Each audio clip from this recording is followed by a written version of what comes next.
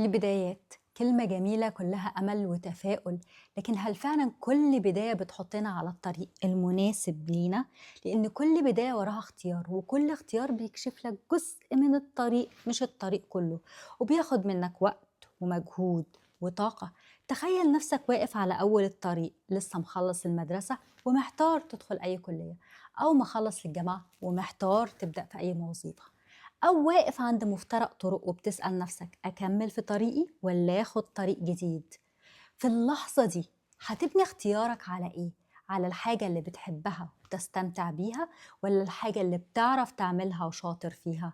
ممكن تقولي هو في فرق أصلا؟ مش الطبيعي إن الحاجة اللي بحبها أبقى شاطر فيها، واللي أنا شاطر فيه أحبه؟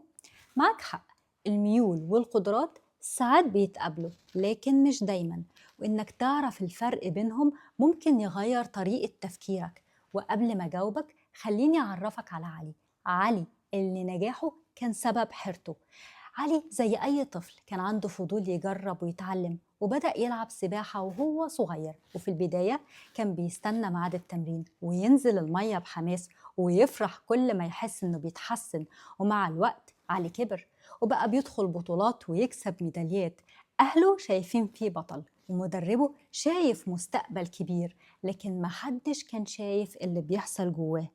علي كبر وفضوله وميوله واهتماماته بدأت تتغير، الحماس قل، والتمرين اللي كان بيستناه بقى حمل تقيل عليه. الوقت اللي كان بيعدي بسرعة بقى بيمر ببطء. لكن علي فضل مكمل، مش لأنه حابب السباحة لكن لأنه شاطر فيها، لحد ما جه يوم وقال لأهله كفاية، أنا مش عايز أكمل. وكان ردهم إزاي؟ ده أنت شاطر، بتكسب بطولات، هتضيع كل السنين دي؟ علي لسه يقدر يدخل بطولة ويكسب، لكن في كل مرة كان بينزل فيها المية كان بيخسر جزء من وقته وطاقته ونفسه. النجاح اللي الناس شايفاه إنجاز بقى بالنسبة له ضغط، والميدالية اللي كانت بتفرحه بقت بتفكره إن محبوس في طريق هو مش عايزه.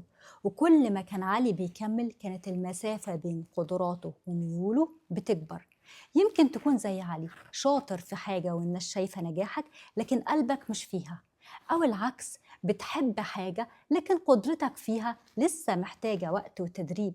علشان كده قبل ما تختار ما تكتفيش بسؤال أنا شاطر في إيه، اسأل نفسك الأول إيه اللي بحبه وبيحرك فضولي، إيه اللي مستعد أتعب عشانه، هل النجاح في الطريق ده هيقربني من نفسي؟